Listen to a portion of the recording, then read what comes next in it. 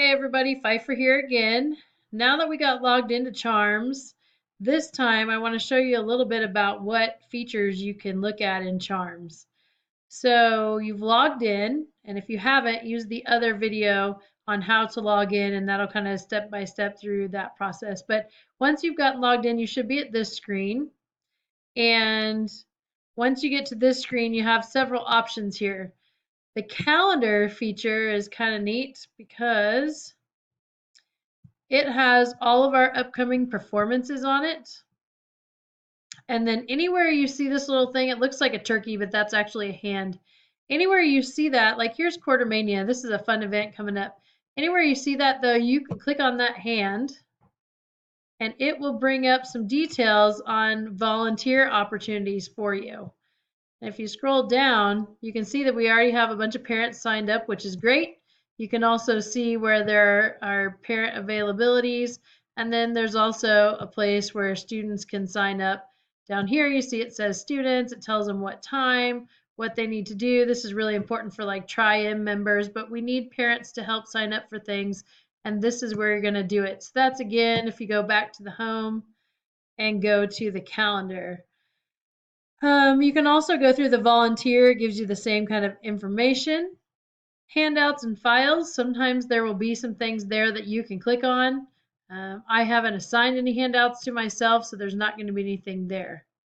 Student information is really important, and I want to take a minute to make sure that everybody goes in to their personal information. Very soon, we're going to start using this to send home some emails, to send home some text messages. I know for the mattress fundraiser, we actually mail out flyers. If you could please go in and fill out your address, there's mine. You could go in and fill out your address, your phone number, if you want to put your carrier, your email.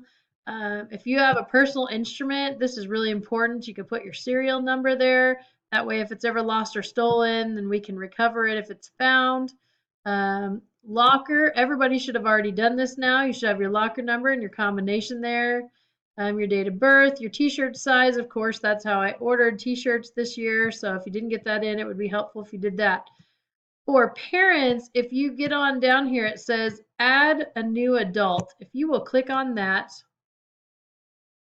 and just for fun, I'm going to add Tom Pfeiffer. That's my husband. And I won't add a phone number for him right away, but if you can add all this information, this would be excellent.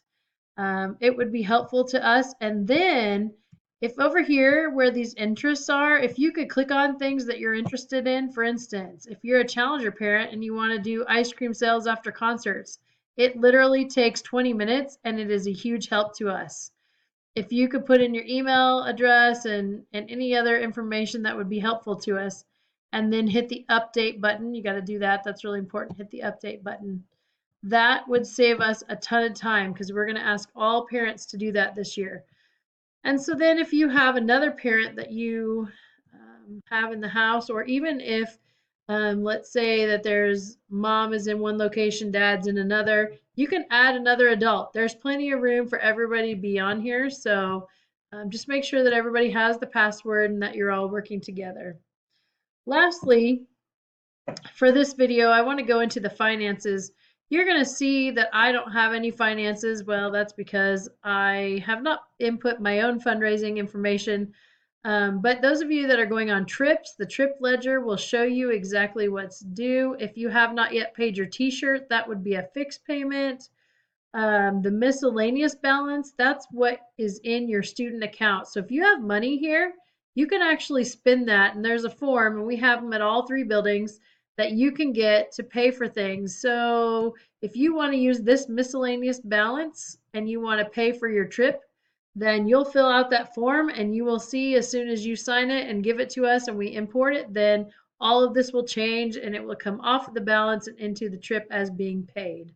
So some really important features here. One thing I can tell you is that you cannot make payments online, so make sure you don't try to do that.